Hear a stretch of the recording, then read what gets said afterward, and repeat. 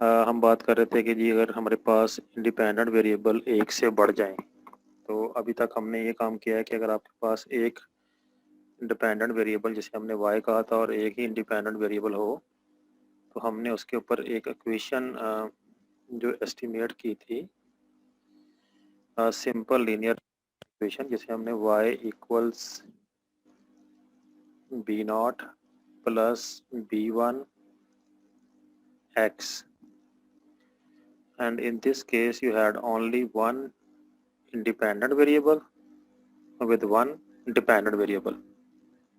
और इस सिनेरियो को ख़त्म करके हमने बात की थी कि अगर हमारे डिपेंडेंट वेरिएबल एक से बढ़ के दो हो जाते हैं, let's say, so in a specific case if you have two independent variable the model will look like this.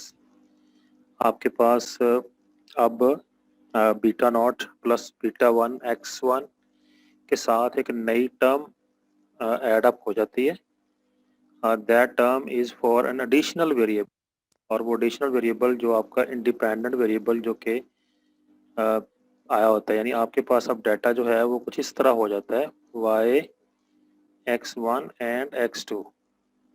So now you have three variables in total. Two are independent variables जिसको हम x variables कहते हैं ये, and one is dependent variable.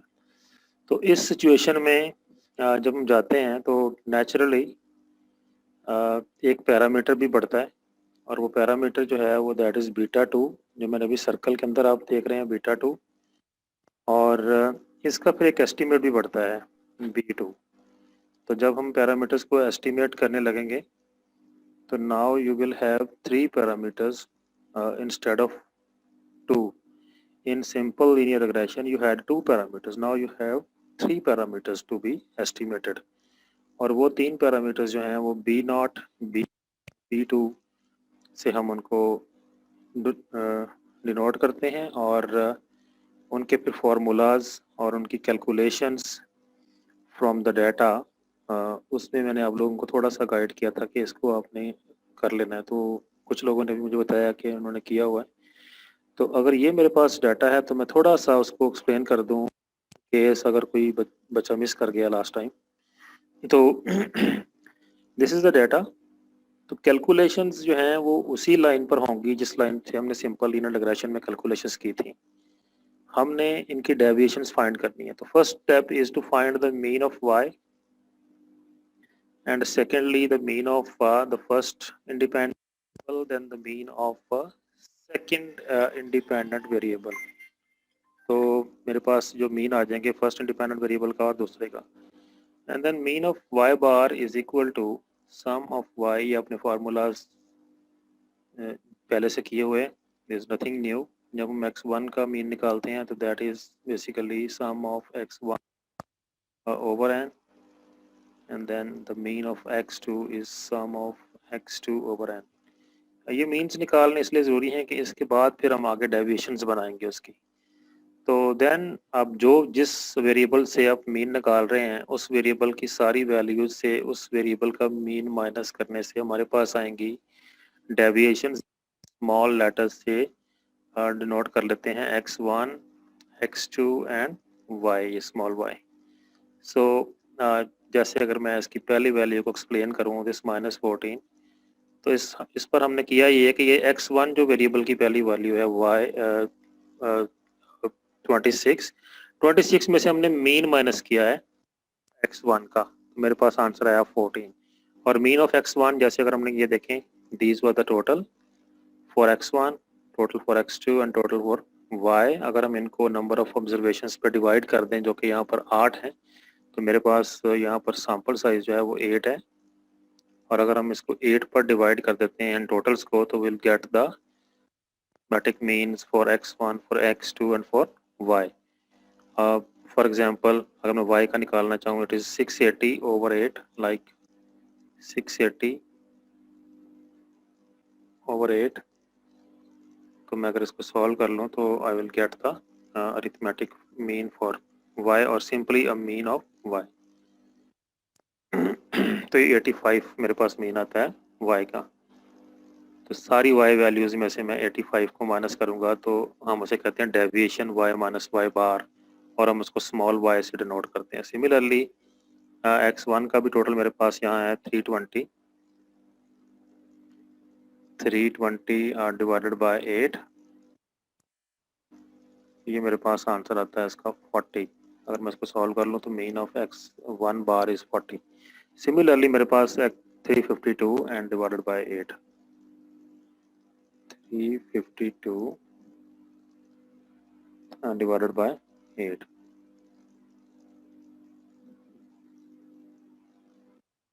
ये मेरे पास answer आता है 44। अच्छा, अब मैंने जब x1 की डेविएशन निकालनी है तो नेचुरली मुझे ये 40 माइनस करना है सारी x1 की वैल्यूज में से। तो मैंने 26 माइनस 40, ये इसका x1 का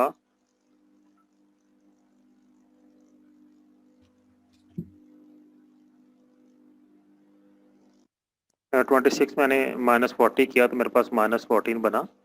एंड सेकंड 33 माइनस 40, तो मेरे पास ये अगली ऑब्जर्वेशन आ गई है -7। एंड सिमिलरली 36 माइनस 40 देन -4, और कुछ वैल्यू मेरे पास यहाँ पॉजिटिव भी आएंगी जो 40 से बड़ी होंगी। 41 minus 40 then I got 1, and similarly the sum of this is equal to 0, and then the deviation of the x2 observations from their mean, then the deviations of y observations from their mean, और फिर हम इन deviations का square भी कर लेते हैं। Okay, basically we need the square of also in the formula, you will see that। तो इस x1 का मैंने स्क्वायर कर लिया, फिर मैंने इस कॉलम x2 का मैंने स्क्वायर कर लिया, एंड देन एक मैंने y जो मेरे पास था स्मॉल y, उसका भी मैंने स्क्वायर कर लिया, मुझे बाद में इसकी ज़रूरत पड़ेगी। एट द एंड मैंने इसको लिख लिया, और बाकी जो 3 टर्म्स मेरे बची हैं they are the cross product. Cross product का मतलब है कि x1 को एक दफ़ा मैं y से मल्टीप्लाई कर दूंगा, फिर x से, और at the last I will got the cross product of x1 and x2। अच्छा, इनके बेसिकली जब हमारे पास जो टेबल बन जाता है, कैलकुलेशन टेबल हम इसे बोल देते हैं, और उसके बाद हम इनके टोटल्स कर लेते हैं नीचे। तो हमारा सरोकार होता है इन टोटल्स से। इन टोटल्स को यहाँ से पिक करके हम फार्मूलाज में पुट करते रहते हैं, और हमारे पास रिक्वायर्ड पैरामीटर्स एस्टिमेट हो जाएंगे। So this is a way of doing it manually, अगर आप मैनुअली कर रहे हैं इसको, ठीक है। अब कई ऐसे क्वेश्चन मल्टीपल लीनियर रिग्रेशंस में आपके सामने आएंगे कि हमें ये डेटा टेबल नहीं दिया हुआ, बट हमें ये वैल्यूज दी हुई हैं, लाइक 436 दिया हुआ है, और 732 दिया हुआ है, और ये 929 सम दिए हुए हैं। तो आपको ये कैलकुलेशन आप अवॉइड कर जाएंगे, और इन सम को यूज करते हुए, and by using these formulas for B1, for B2 and for B3, we will estimate the values of B1, B2 and B3। और जब हम इन पैरामीटर्स को एस्टिमेट करते हैं तो उसके बाद हमारी अगली चीज़ होती है कि हाउ टू इंटरप्रेट देम। तो the interpretation is on the same lines, but there slight difference कि हम एक वेरिएबल को कांस्टेंट उसके इफेक्ट को रख के फिर दूसरे को इंटरप्रेट करते हैं। तो अभी जिन लोगों ने इसको पुट करके इन वैल्यूज़ को, इनकी फार्मूलाज के अंदर वैल्यूज़ को और उनके एस्टिमेट कर लिए हैं, they got these answers just like this: B0 equals 1.46, B1 equals 1.40, and B2 equals 0.63. Up for the interpretation, for the sake of interpretation, you need to units of these variables. So final weight है animal का y, तो वो भी मेरे पास यहाँ unit इसका भी kg है, and x1 initial weight of the animal, again the unit is kg, weight is measured in kg in this example, and then this is the feed weight, कितनी को दी गई है ना, उनको दी जाती है, और उस फीड का भी मेरे पास सपोज वेट जो है x2, इसको भी आप समझ लें कि ये kg में है। तो इसका मतलब है कि यूनिट सेम है सारे डाटा के, y, x1, x2। तो अब हमें इंटरप्रेट करना है। तो मेरे पास जो मॉडल, जो एस्टिमेटेड इक्वेशन या एस्टिमेटेड मेरे पास बनी, वो तो ये बन गया y cap is equal to B0 मैंने लिख दिया, फिर मैंने प्लस, और B1 यहाँ पर सारे प्लस साइन चले आए हैं क्योंकि मेरे पास जो भी पैरामीटर सारे प्लस साइन में आए, सो प्लस 0.63 इंटू x2।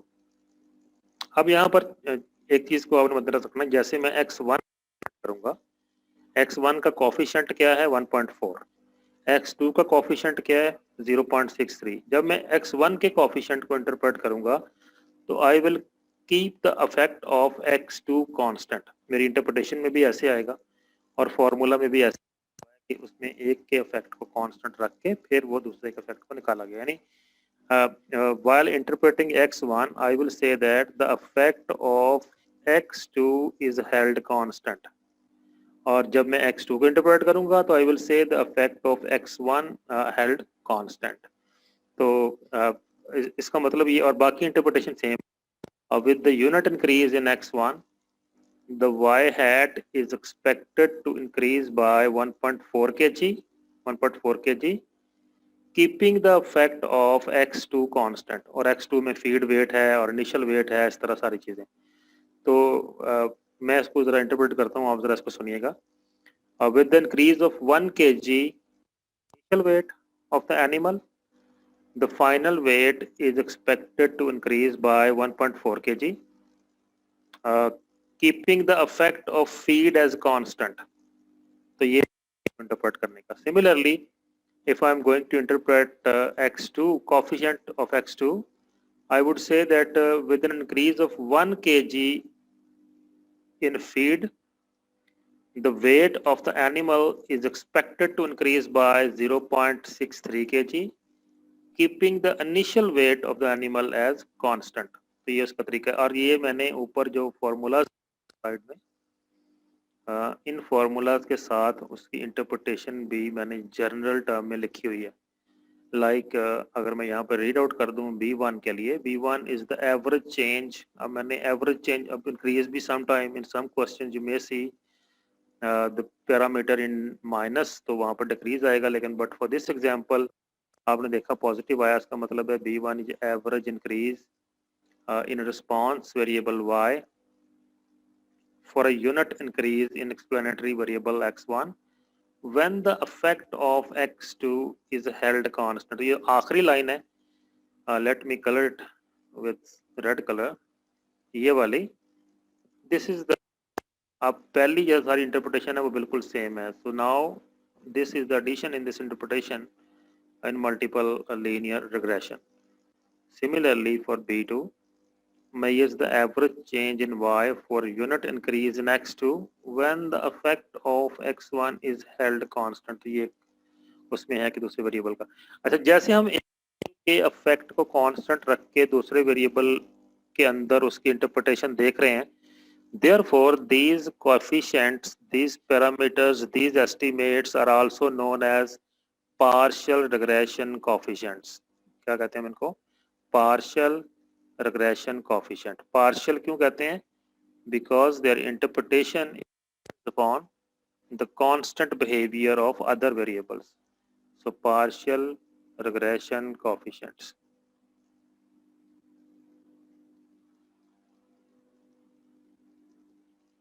किसमें हम इसको कहते हैं? जब हमारे पास आता है ये केस मल्टीपल लीनियर रिग्रेशन का, they are known as regression coefficients. अच्छा, ये तो होगी इसकी इंटरप्रिटेशन। अब आगे वही स्टेप हैं, उन्हीं स्टेप के ऊपर ही हम आगे चलेंगे कि अब हम इनको टेस्ट करते हैं। और टेस्ट करने से पहले हमारे पास मॉडल में क्योंकि एक टर्म और होती है, लाइक आपने लास्ट टाइम भी देखा था y minus Y cap, we call it the estimate of the epsilon term in the model, और ये हम e से लिख लेते हैं इसको। So we will do the same, वैसे ही चलेंगे हम। ये देखिए ज़रा, मैंने स्क्रीन पे थोड़ा जूम किया है इसको। तो this Y cap column basically comes while we put the value of x1 and x2 in the estimated model here।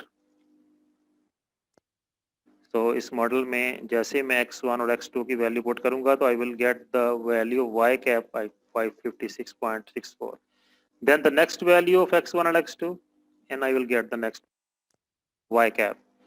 if you have done it in simple linear regression, the only change is that you need to put two values here, x1 and x2 instead of one in simple linear regression। simple linear regression में आप x की value 1 put करते थे तो आपके पास y cap की value आती थी, but here put two values x1 and x2 to get the value of y cap। the rest of the procedure is same।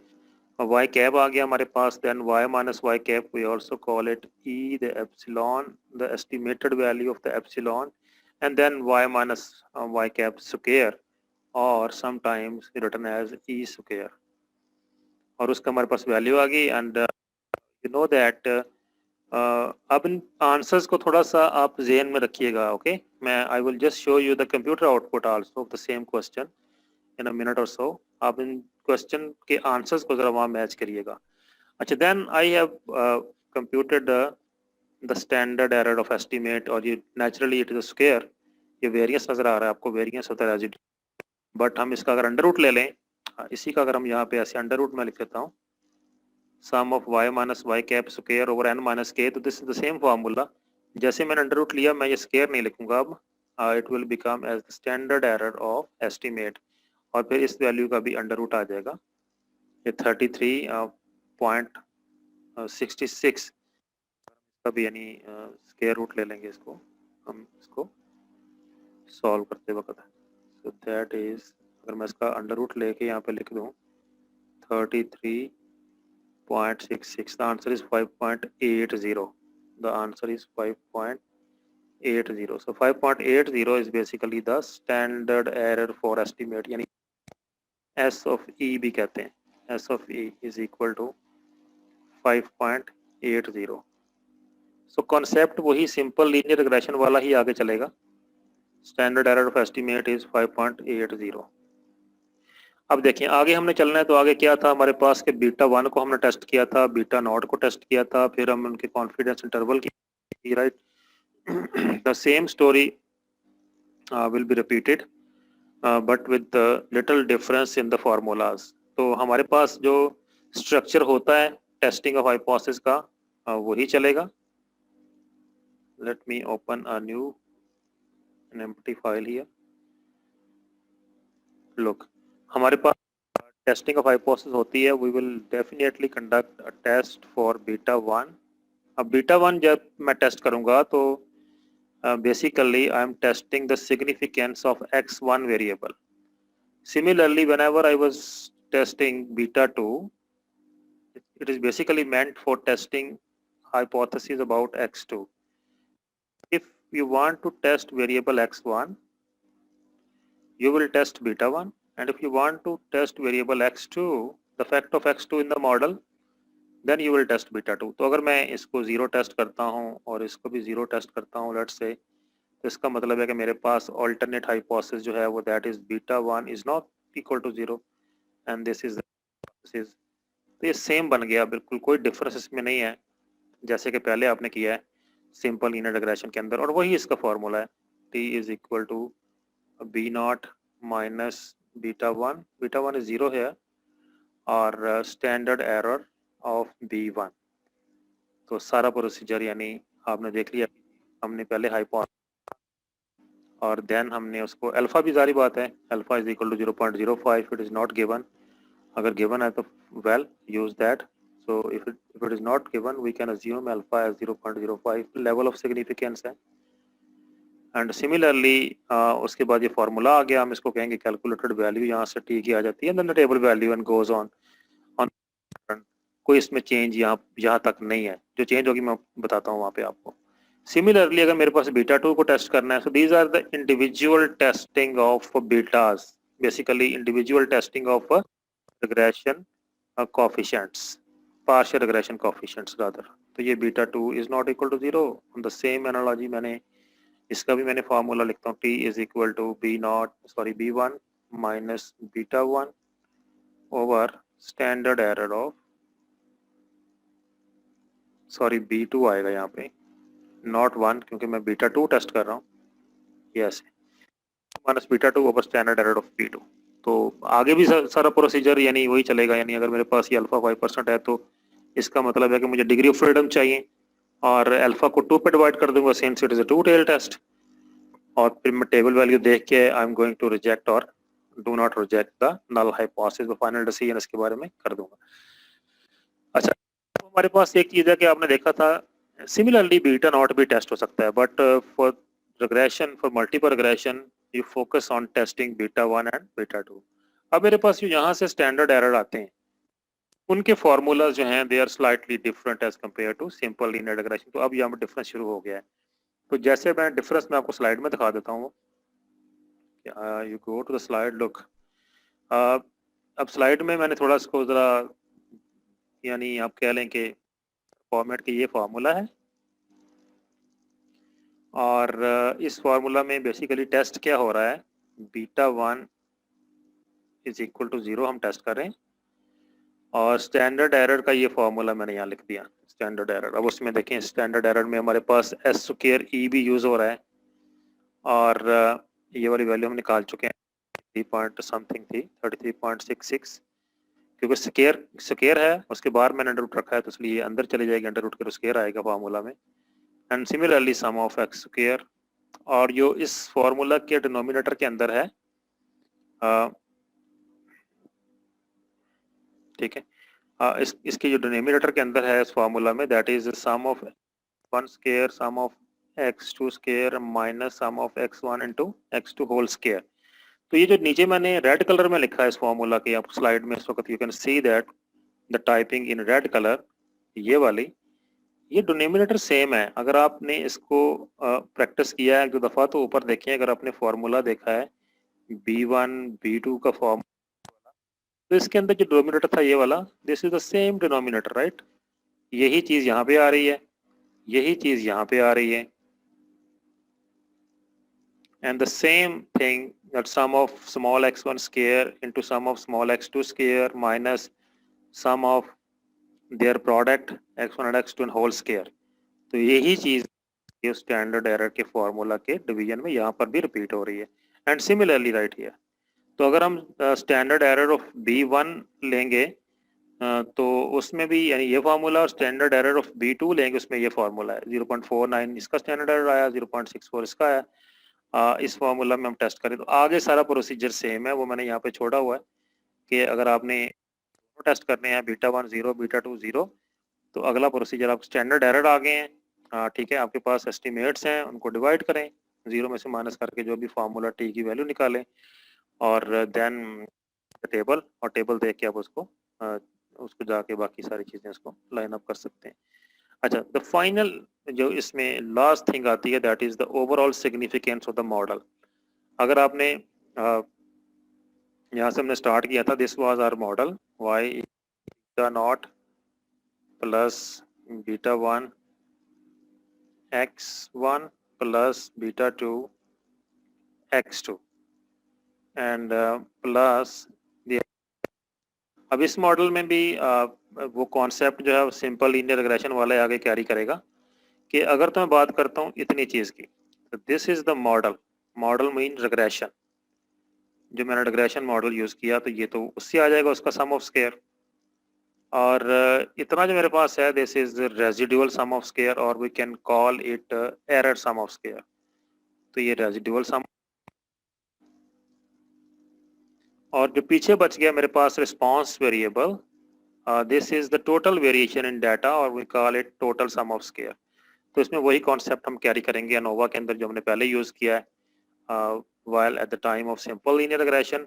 But अगर मैंने इस पूरे मॉडल को मॉडल की सिग्निफिकेंस तो I will use F test और उसके अंदर मैं अनोवा टेबल बनाऊंगा और एफ वैल्यू आएगी एंड सिमिलरली जैसे हमने सिंपल लीनियर रिग्रेशन में किया बिल्कुल वैसे ही हम इसको भी कर लेंगे।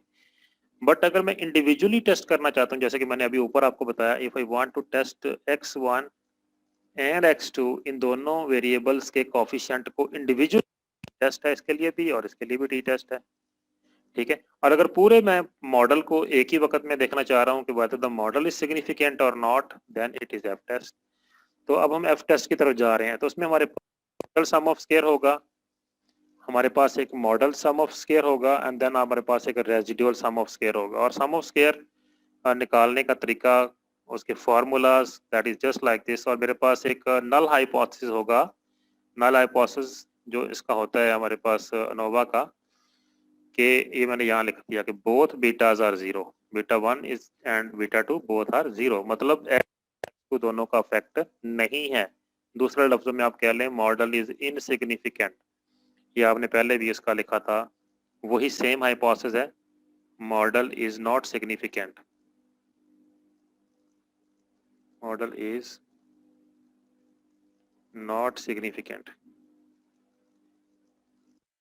और हमारे पास इसका जो ऑल्टरनेट हाइपोथेसिस होता है that is model is significant.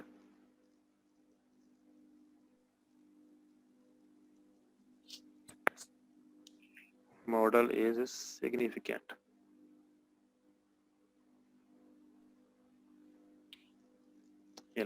और मॉडल इज नॉट सिग्निफिकेंट का मतलब है कि हमारे पास जो बीटाज हैं, बीटा 1 इज इक्वल टू ये दोनों जीरो हैं। अगर ये जीरो हैं तो मॉडल कोई सिग्निफिकेंस नहीं रखता, मतलब x1 का और x2 का y पर कोई इफेक्ट नहीं है। h0 ये कह रहा है और h1 कह रहा है कि इनका इफेक्ट है, मॉडल सिग्निफिकेंट। ये हम टेस्ट करेंगे स्टेटमेंट को, और उसके लिए ये फार्मूलाज है मेरे पास। Total sum of square formula से वही हमने, यानी सम ऑफ वाई स्क्वायर, और वाई स्क्वायर आपने डाटा का कॉलम बनाया था, मैं आपको दिखाता हूँ ऊपर, ये 2202। so this value is equal to the total sum of square, so this is the total variation 2202। अब ये 2202 ये डिवाइड होएगी आगे दो पोर्शंस में। एक पोर्शन बन जाएगा रिग्रेशन सम ऑफ स्क्वायर या मॉडल सम ऑफ स्क्वायर, और दूसरा बन जाएगा रेजिडुअल सम ऑफ स्क्वायर। और रिग्रेशन सम ऑफ स्क्वायर में आपने जो पीछे फार्मूला लिखा था सिंपल लीनियर रिग्रेशन में, उसको यहाँ पे दोबारा लिखता हूँ, b1 is equal to into sum of xy। so this was your formula for regression sum of square in simple linear regression। तो this is basically the extension of the same formula। ये एक मेरे पास term आ गई है for x1 और एक term आ गई है for x2। हमारे पास दो इंडिपेंडेंट वेरिएबल है, एक नहीं है। तो in simple linear regression we had one independent variable, तो हमने b1 से मल्टीप्लाई कर दिया था x और y की प्रोडक्ट का सम। इधर हम क्या करेंगे, b1 से मल्टीप्लाई करेंगे x1 और y की प्रोडक्ट का सम, और b2 से मल्टीप्लाई करेंगे x2 और y की प्रोडक्ट का सम। और अगर ऐसे मेरे पास अगर मेरे पास कोई तीन वेरिएबल के साथ मॉडल हो, मेरे पास तो तीसरी टर्म यहाँ पे आती प्लस b3, जो कि यहाँ पे नहीं है अभी, जस्ट मैं फर्ज कर रहा हूँ, b3 into sum of small x3 into Y. ये ऐसे आगे एक्सटेंशन होती है इसकी, और ये आता contribution for variable x3। But in this case और टू वेरिएबल्स, तो हमारा फॉर्मूला इधर ही रुक जाएगा रिग्रेशन सम ऑफ स्क्वायर का, b1 into sum of x1y plus b2 into sum of x2y। और similarly the residual sum of square और total sum of square minus regression जैसे पहले निकालते हैं हम लोग। तो जैसे मैंने इसको कैलकुलेट किया और मैंने इसको रिग्रेशन जो अनोवा जो है, अनोवा टेबल के अंदर मैंने वैल्यूज को प्लेस किया, तो I got the ANOVA table look like this. तो मेरे पास, अगर मैं इसको एक्सप्लेन कर दूं इस टेबल को, तो I had regression, three sources: regression, error or residual, whatever you prefer to write, both are correct। or sometimes you may write it as model or residual, या regression और error, कुछ भी लिखें, मतलब समझ होना चाहिए। तो मॉडल। अच्छा, उसके बाद मेरे पास थर्ड सोर्स जो है, बेसिकली पहले दो सोर्सेज की को ऐड करना है हमने। So this is total sum of square. Again just remind you that there are total 8 observations in our data set, so n is equal to 8। so if n is equal to 8, then the total degrees of freedom is n minus 1, always n minus 1। जब मैंने n minus 1 किया तो मेरे पास degree of freedom बन गई total की 7। तो मैं सबसे पहले टोटल की डिग्री ऑफ फ्रीडम कैलकुलेट की है, उसके बाद मैं करूंगा मॉडल में मेरे पास डिग्री ऑफ फ्रीडम। जिन लोगों ने लास्ट टाइम मेरा रिग्रेशन का वो सिंपल लीनियर रिग्रेशन का सुना है सारा लेक्चर, उसमें देखा होगा आपने, this value came from k minus 1। तो वहां पर k था 2 और जिधर है k3। अब k क्या है हमारे पास, number of parameters in your model. So in this model total number of parameters are 3। कौन कौन से पैरामीटर्स हैं वो, बीटा नॉट भी है इस मॉडल में, बीटा 1 भी है, एंड वी हैव बीटा 2। अब इन 3 पैरामीटर्स जिनको हम कहते हैं k is equal to 3, so 3 minus 1 is the degree of freedom for regression। अगर टोटल वैल्यूज हैं 8 और 8 minus 1 is the degree of freedom for total। है क्या मेरे पास रेजिडुअल या एरर, तो मैं अगर 7 में से 2 माइनस करूं तो 5 बनता है। ये हम सिंपली सब्ट्रैक्शन से भी कर सकते हैं, 7 minus 2 is equal to 5, और we can also say that n minus k, n minus k जो है वो that is the degree of freedom for residual। so n is 8, k is 3, so 8 minus 3 is equal to 5, the third freedom। so this is how we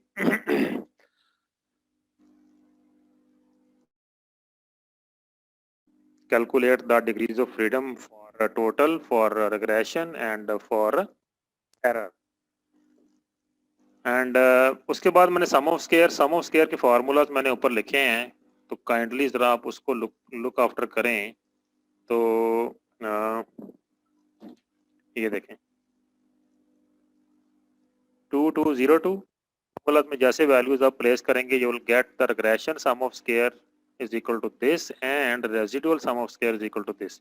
अगला table सारा same analogy के ऊपर बना है जैसे हमने सिंपल लीनियर रिग्रेशन में किया था।